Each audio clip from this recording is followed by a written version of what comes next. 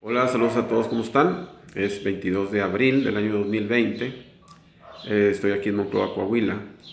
Les he comentado que el propósito de estos videos es compartir experiencias que me tocó a mí vivir.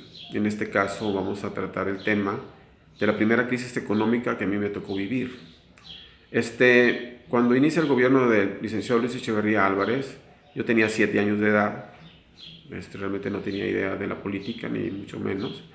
Al terminar su gobierno, yo tendría 13 años a punto de cumplir los 14, me faltaban unos cuantos meses. Entonces, al finalizar su gobierno, ocurre una situación que nunca sabía yo de su existencia, ocurre una devaluación.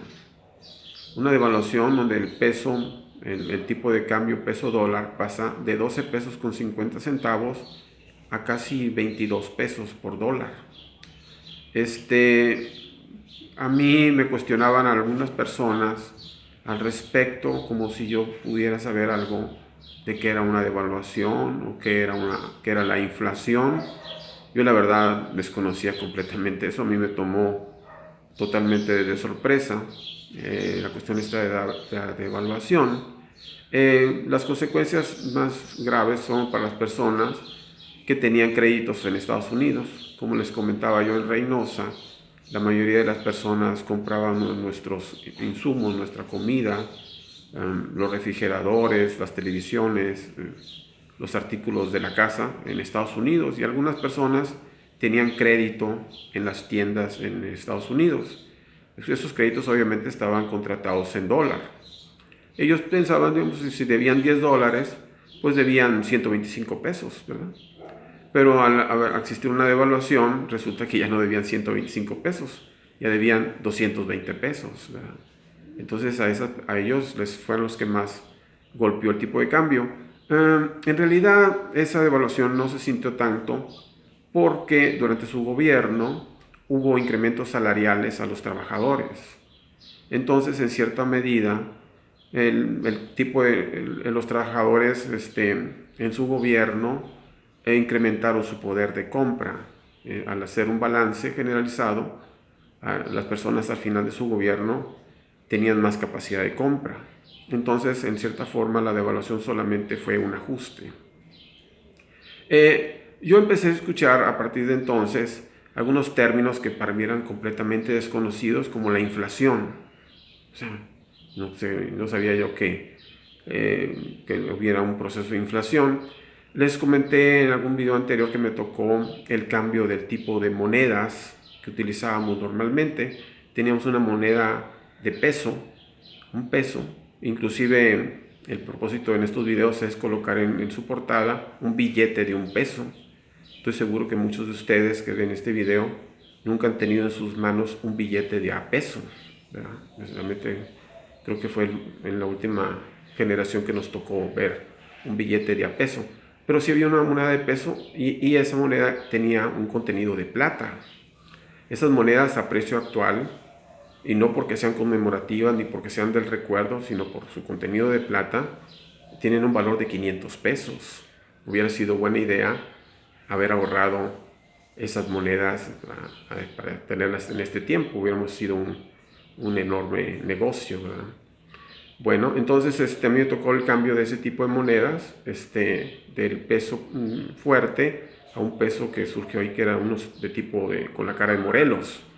Me extraña a mí porque en algunos videos, en algunos internet, me ha tocado ver que esas monedas con la cara de Morelos tienen la fecha de acuñación 1971, 1900 así. En realidad, a mí el tipo de moneda, el cambio de moneda me tocó hasta 1974.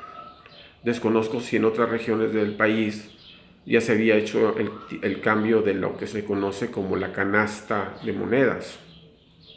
Normalmente cuando hay una devaluación y que ésta se mantiene por mucho tiempo, hay cambios de monedas, de modo que actualmente si persiste esta devaluación que estamos viviendo, muy probablemente pronto veamos que nos vayan a cambiar las monedas que usualmente utilizamos en estas fechas de hoy.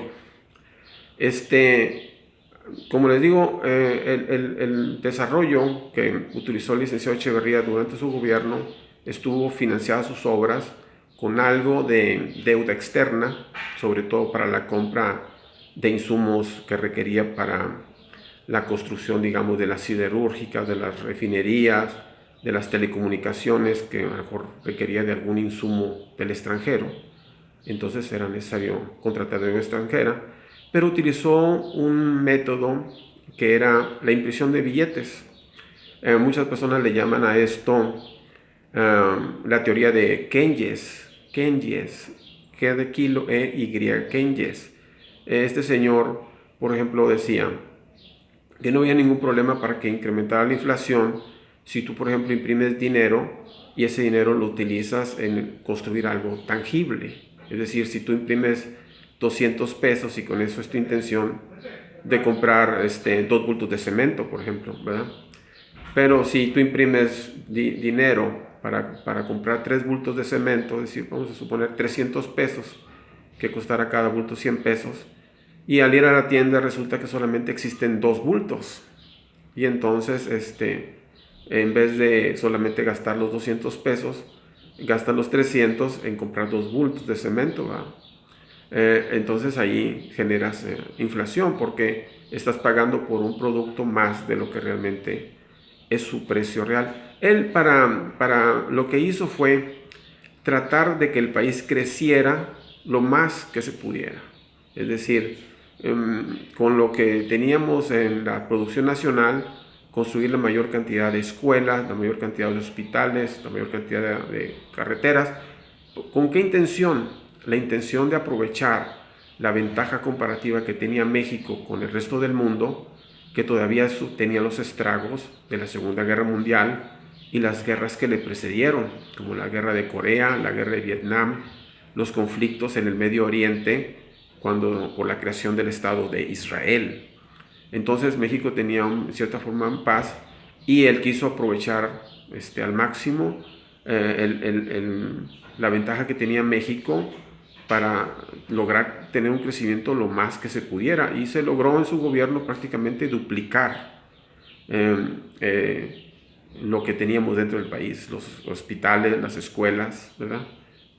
Básicamente es ahí. Entonces utilizó este sistema de Keynes, donde imprimía dinero y con deuda interna financió la mayor parte de sus productos.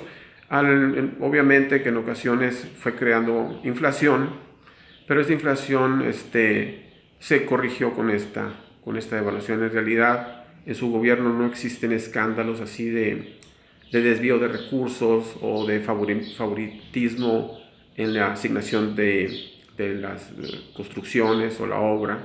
Entonces, en ese sentido fue un gobierno exitoso. Las personas incrementaron su poder de compra y se logró tener mejores niveles económicos. Había comentado, y es interesante señalar, que a partir de su gobierno empezamos a sufrir la introducción de mercancía ilegal del extranjero. Es un dato que es importante tener en mente. También comenté que en su gobierno se creó la CONACINE, era una especie como de banco para financiar la producción de películas mexicanas. Es interesante este dato porque cuando se renegocie la deuda en gobiernos posteriores, vamos a ver qué ocurrió con estos tipos de instituciones.